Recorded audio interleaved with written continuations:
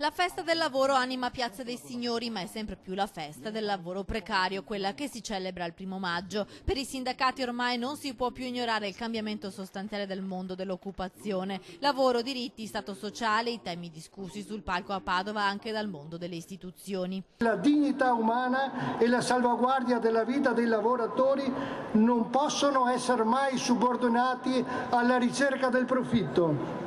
È necessario quindi che la sicurezza del lavoro diventi un valore diffuso innanzitutto dal punto di vista culturale. Dalla sicurezza sul posto di lavoro al pensiero di chi un lavoro non ce l'ha e fa fatica a trovarlo a causa magari dell'età avanzata. Questi i temi ricordati nelle parole del sindaco di Padova Sergio Giordani, ma il 1° maggio è stata anche l'occasione di riflessione sul tema dei migranti. Siamo di fronte a un bivio e dobbiamo decidere quale modello di società vogliamo.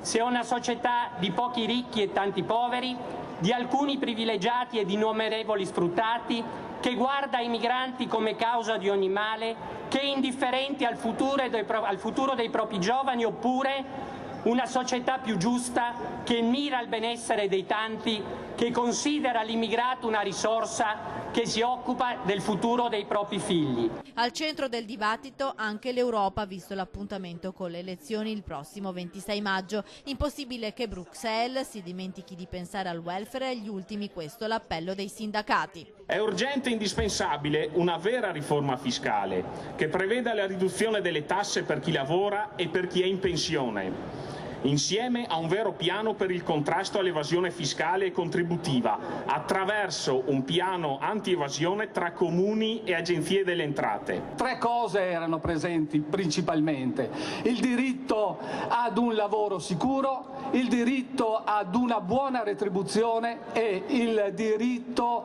ad un lavoro che non sia precario.